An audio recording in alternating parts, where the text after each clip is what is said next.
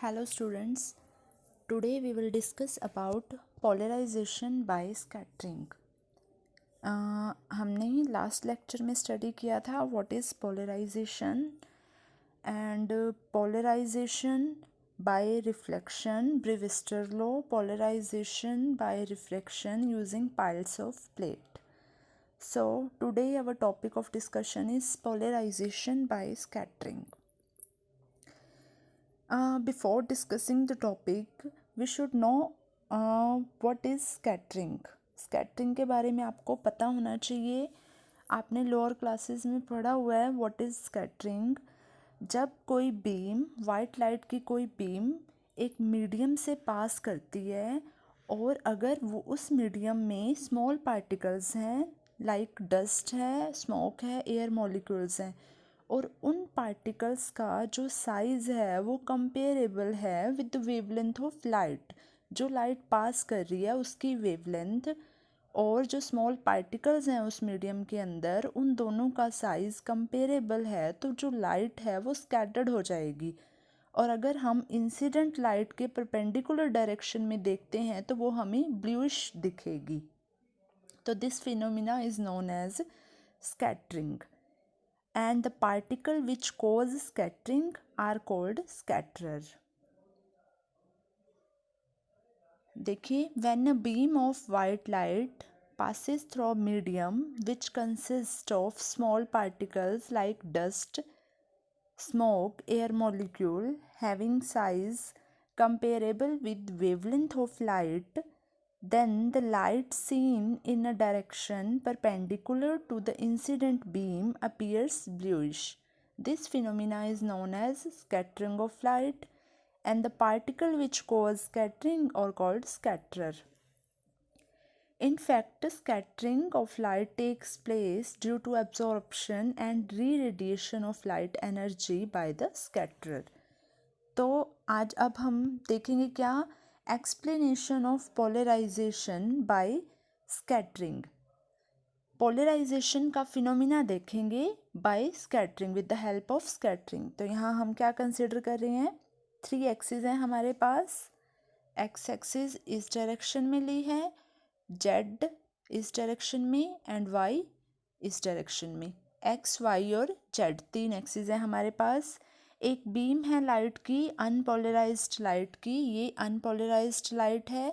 इसको आप 2 वे से रिप्रेजेंट कर सकते हो. ये हमने लास्ट लेक्चर में देखा था. अनपोलराइज्ड लाइट को हम, क्योंकि अनपोलराइज्ड लाइट में 2 कंपोनेंट होते हैं, एक परपेंडिकुलर और एक पैरेलल, तो इसको हम एरो एंड सेंटर डॉट से भी रिप्रेजेंट कर सकते हैं. यहाँ पर इन्होंने लाइट को, अनपोलराइज्ड लाइट को इस नोटेशन से डिनोट किया है. तो अनपोलराइज्ड लाइट प्रोपेगेट कर रही है अलोंग एक्स एक्सिस. क्लियर है. तो अब अगर अनपोलराइज्ड लाइट एक्स में प्रोपेगेट कर रही है तो आफ्टर पोलराइजेशन ये 2 डायरेक्शन में जाएगी, या तो वाई में जाएगी या तो जेड में जाएगी. तो जो पोलराइजिंग वाइब्रेशंस हैं, पोलराइज्ड लाइट है, वो हमारे पास किस प्लेन में मिलेगी, हमें वाई और जेड प्लेन में मिलेगी. हमें किस प्लेन में मिलेगी, वाई जेड प्लेन में. ऐसे ही अगर जो लाइट है हमारी वाई डायरेक्शन में प्रोपेगेट होती, अनपोलराइज्ड लाइट अगर हम वाई डायरेक्शन में प्रोपेगेट करवाते, तो हमारे पास जो पोलराइज्ड लाइट है वो किस डायरेक्शन में हमें मिलती, जेड और एक्स प्लेन में हमें मिलती. और ऐसे ही अगर हम अनपोलराइज्ड लाइट जेड में प्रोपेगेट करवाएंगे तो जो हमारे पास पोलराइज्ड लाइट है वो एक्स और वाई प्लेन में हमें मिलेगी. ऐसे ही अब देखिए इस एग्जाम्पल में जो इन्होंने लिया है, एक्स में प्रोपेगेट हो रही है अनपोलराइज्ड लाइट, तो हमें पोलराइज्ड लाइट वाई और जेड प्लेन में दिखाई देगी. और अगर हम वाई साइड से देखते हैं, वाई एक्सिस की साइड से, तो हमें वो वाइब्रेशंस दिखाई देंगी जो वाई के तो परपेंडिकुलर हैं. अब जो वाई के परपेंडिकुलर होंगी वो जेड के क्या हो जाएंगी, पैरेलल हो जाएंगी. ऐसे ही अगर हम जेड की साइड से देखें तो हमें वो वाइब्रेशंस दिखाई देंगी जो जेड के परपेंडिकुलर हैं और वो वाई के क्या हो जाएंगी, वाई के पैरेलल हो जाएंगी. So this is polarization by scattering. Next topic of discussion is double refraction.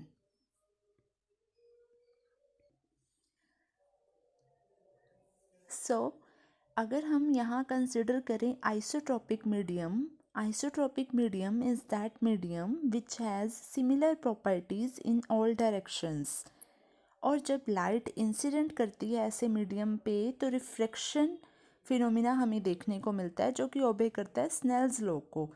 और refraction takes place only in one direction. जो कि हम आज तक रिफ्रैक्शन पढ़ते आए हैं वो ओनली इन वन डायरेक्शन हम पढ़ते आए हैं, जो कि स्नेल्स लॉ को फॉलो करता है और आइसोट्रॉपिक मीडियम में होता है. Isotropic medium is that which have similar properties in all directions. But अगर हम बात करें एक ऐसे मीडियम की जिसकी प्रॉपर्टीज डिफरेंट हैं डिफरेंट डायरेक्शंस में, या we can say an isotropic medium is that medium which have different properties in different directions. ऐसा क्रिस्टल अगर हम कंसिडर करें लाइक कैल्साइट क्रिस्टल, और एक रे अनपोलराइज्ड लाइट की जब इंसिडेंट करती है कैल्साइट क्रिस्टल पे तो वो स्प्लिट हो जाती है टू रिफ्लेक्टेड रेज में in place of one, as in glass. जैसे कि आप ग्लास में देखते हो वन में पार्ट में स्प्लिट होती है, और यहाँ पर हम क्या देखेंगे कैल्साइट क्रिस्टल में टू पार्ट्स में ये रिफ्लेक्ट हो जाएगी. So the crystal having this property are said to be doubly refracting crystal and the phenomena is called double refraction.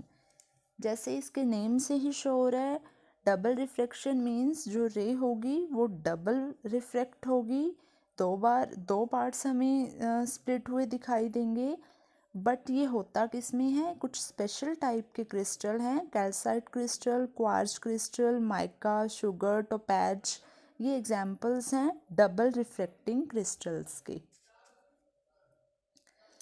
सो अगर हमें डबल रिफ्रैक्शन का फिनोमिना देखना हो इन अ सिंपल मैनर तो हम क्या करेंगे, जैसे इन्होंने यहाँ दिखाया हुआ है, इन्होंने क्या किया, एक पेपर पे एक डॉट शो किया और डॉट के ऊपर अगर हम कैल्साइट क्रिस्टल प्लेस करते हैं तो हमें सिंगल डॉट की बजाय हमें दो डॉट यहाँ पे दिखाई देते हैं.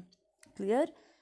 तो यहाँ पर दो डॉट दिखाई देने का मतलब है हमारे पास जो इंसिडेंट लाइट है वो दो बार दो पार्ट्स में स्प्लिट होगी. अब अगर मैं इस क्रिस्टल को रोटेट करती हूँ तो क्या होगा, इनमें से एक डॉट स्टेशनरी रहेगी और एक डॉट मूव करेगी. क्लियर है. अगर मैं इस क्रिस्टल को रोटेट करती हूँ तो इनमें से एक डॉट स्टेशनरी फिक्स रहेगी अपनी पोजीशन पे एंड सेकंड डॉट मूव करेगी अराउंड फर्स्ट. तो यहाँ से हमें क्या पता लगता है कि जो रे है वो डबल रिफ्रैक्शन का फिनोमिना शो कर रही है, और जो रे फिक्स है इफ़ वी, यहाँ लिखा हुआ है, if we rotate the crystal about the incident ray as axis one image remains stationary whereas other rotates round the first. अब देखिए जो स्टेशनरी इमेज होगी उसको हम कहेंगे ordinary image, and refractive index which produce this image is refractive ray, जो रे ये इमेज प्रोड्यूस कर रही है उसको हम कहेंगे ऑर्डिनरी रे. ऐसे ही जो दूसरी रे है उसको हम क्या कहेंगे, एक्स्ट्रा ऑर्डिनरी रे, और जो रे प्रोड्यूस करेगी इसको उसको हम कहेंगे एक्स्ट्रा ऑर्डिनरी रे. As the opposite faces of calcite crystal parallel to each other, therefore ordinary ray and extraordinary ray emerge out parallel to the incident ray and hence parallel to each other. In normal incidence, ordinary ray pass straight and extraordinary rays refracted at some angle.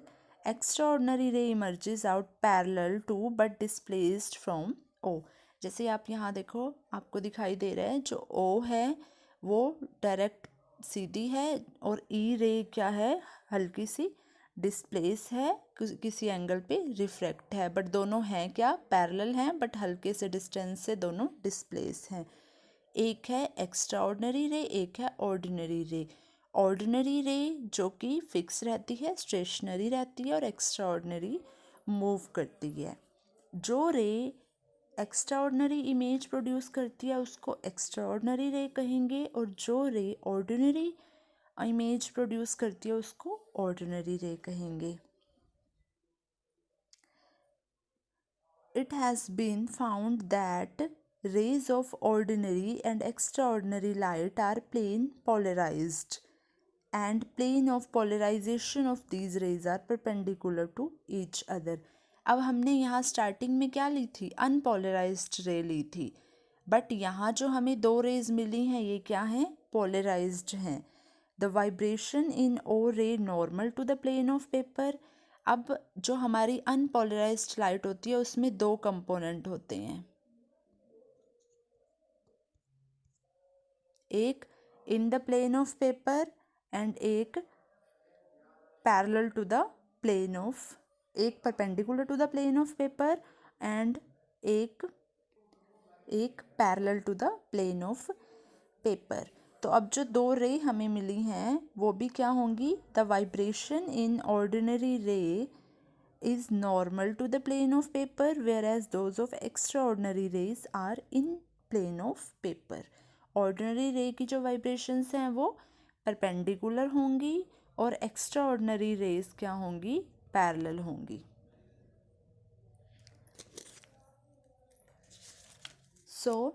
अगर हम अब ये देखें टर्मिलाइन plate से images देखें ordinary and extra ordinary रे की, और उस टर्मिलाइन प्लेट को रोटेट करें तो जो इंटेंसिटी होगी दोनों इमेजेस की चेंज होगी कुछ ना कुछ।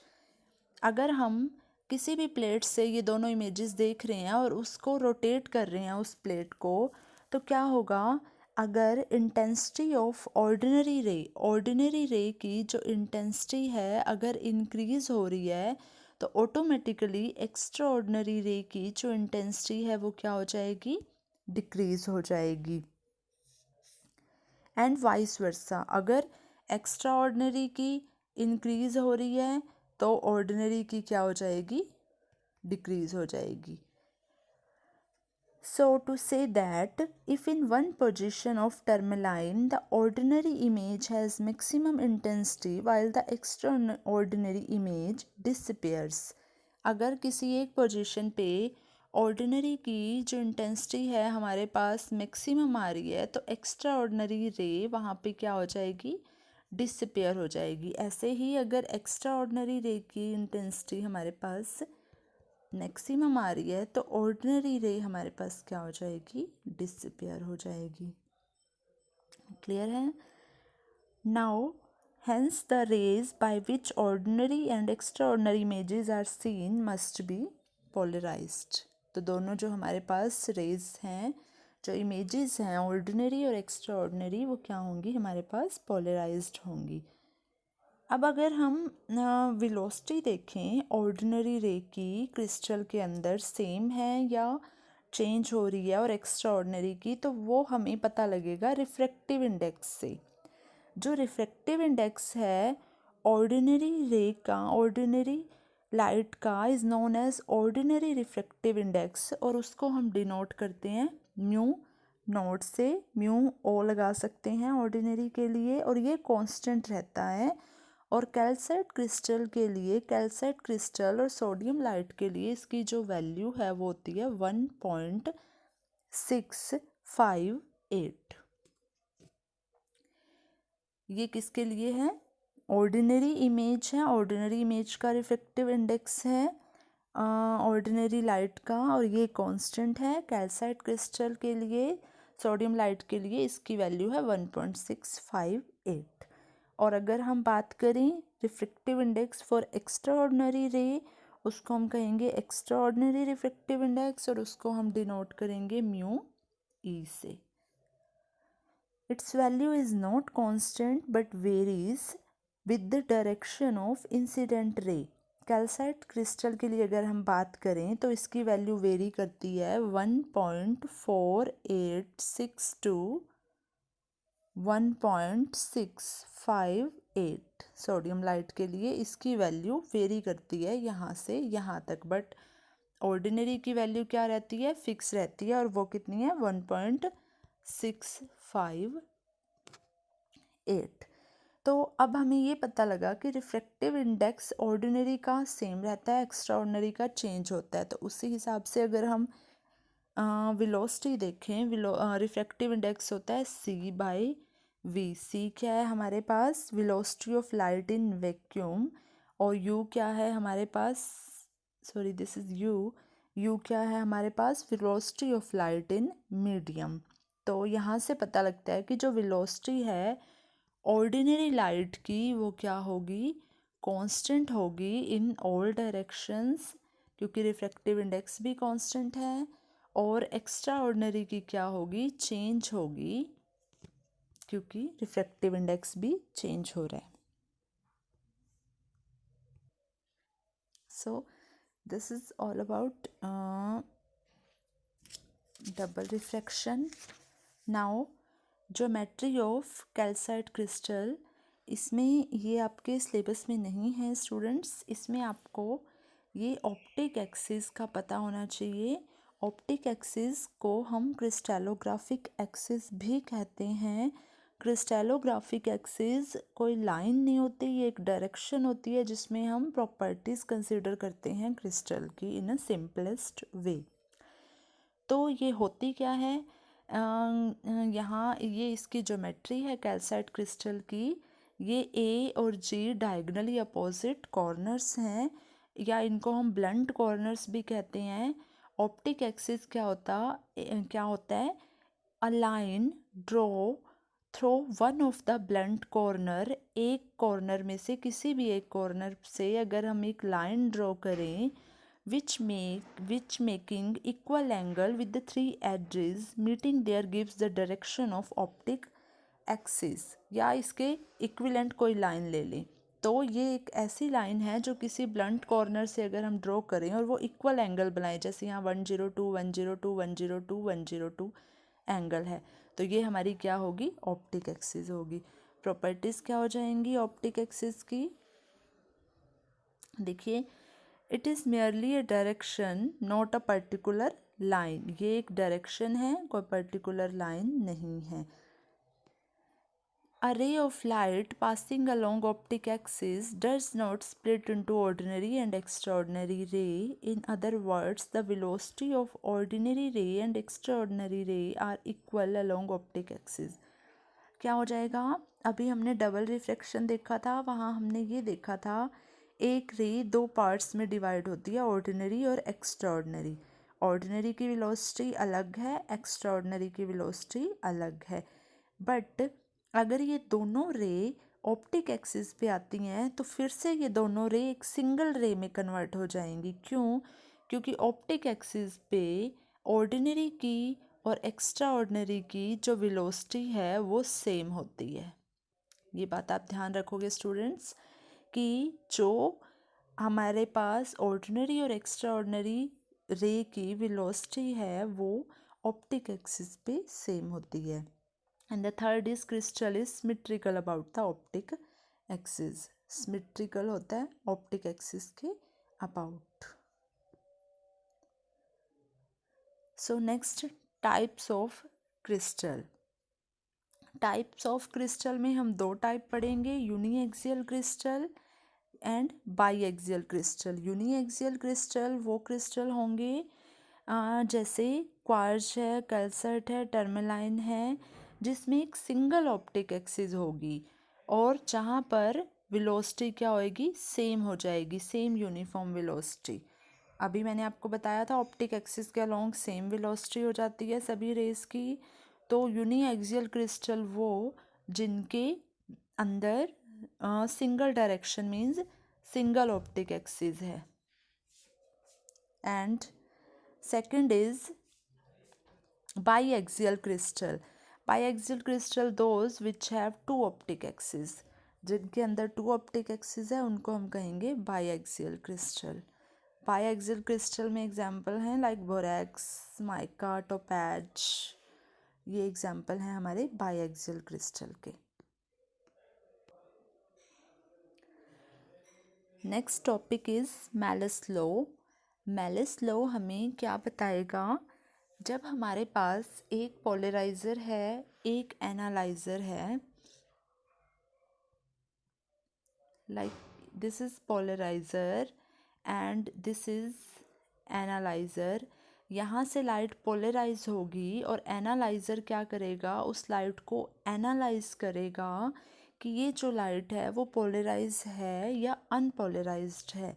तो एनालाइज़र से जो हमें इंटेंसिटी मिलेगी लाइट की वो डिपेंड करेगी एनालाइज़र को हम किस एंगल पे रोटेट कर रहे हैं, क्योंकि हम जब पोलराइज़र से निकलने वाली लाइट जब एनालाइज़र पे फॉल करती है और अगर ये दोनों पैरेलल हैं तो यहाँ इंटेंसिटी आउटपुट में सेम रहेगी, जितनी यहाँ रहेगी उतनी ही यहाँ रहेगी।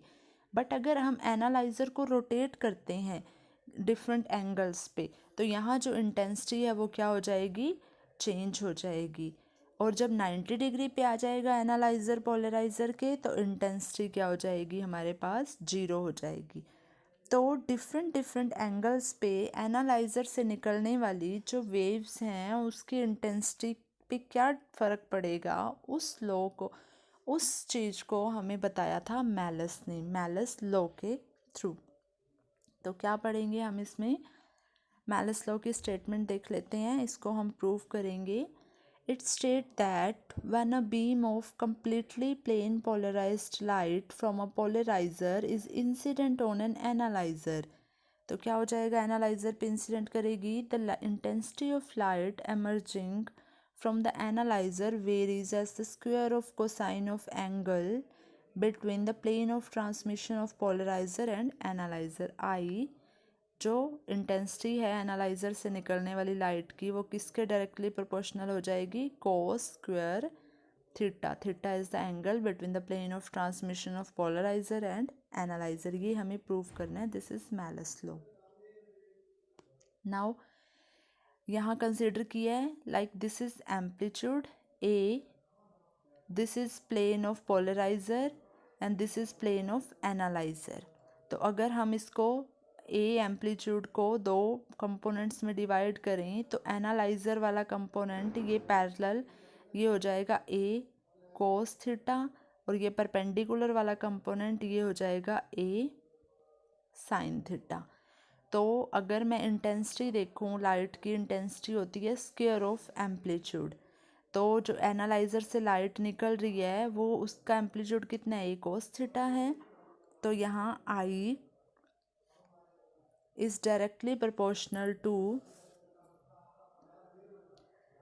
a square cos square theta हो जाएगी, क्योंकि एम्पलीट्यूड a cos थीटा था, इसका स्क्वायर करेंगे तो a square cos square theta हो जाएगा। जैसे यहाँ दिखाया है, यहाँ इन्होंने क्या किया, i इज इक्वल टू के ए cos थीटा का होल स्क्वायर। के क्यों लगाया, क्योंकि प्रोपोर्शनैलिटी का साइन नहीं लगाया। यहाँ पर सॉल्व करेंगे तो ये आ जाएगा k a square cos square theta. K a square को क्या पुट कर दिया, I naught, I is equal to I naught cos square theta. अगर आई नोट को भी हटा दें, प्रोपोर्शनैलिटी का साइन लगा दें, तो हमारे पास आ जाएगा I is directly proportional to cos square theta. Special case अब हम डिस्कस कर सकते हैं, क्योंकि थीटा की वैल्यू जो भी आप पुट करोगे उसके अकॉर्डिंग आपको एनालाइजर से निकलने वाली लाइट के इंटेंसिटी का पता लगेगा। अगर हम यहाँ पर केसेस को देखें, स्पेशल केसेस को, तो थीटा अगर 0 लें या 180 लें तो हमारे पास जो लाइट की इंटेंसिटी है वो क्या आएगी, मैक्सिमम आएगी, I is equal to I naught. ऐसे ही अगर 90 डिग्री लें तो इंटेंसिटी क्या हो जाएगी, 0 हो जाएगी। हमें पता है जब एनालाइज़र और पोलराइज़र परपेंडिकुलर होते हैं एक दूसरे के तो इंटेंसिटी हमारे पास 0 आती है। और जब अनपोलराइज्ड लाइट इंसिडेंट करेगी एनालाइज़र पे, ध्यान रखिए ये जो केस थे ये पोलराइज्ड लाइट के थे। अब उन्होंने कहा है अगर अनपोलराइज्ड लाइट इंसिडेंट करेगी तो इंटेंसिटी क्या हो जाएगी, हाफ हो जाएगी, क्योंकि हाफ वाइब्रेशंस पास आउट होंगी, पैरेलल वाली वाइब्रेशंस पास आउट होंगी, परपेंडिकुलर वाली क्या हो जाएंगी, कट हो जाएंगी। So this is all about Malus law. In our next lecture हम डिस्कस करेंगे डबल रिफ्रैक्शन के बारे में, complete and Nicol prism. So thank you.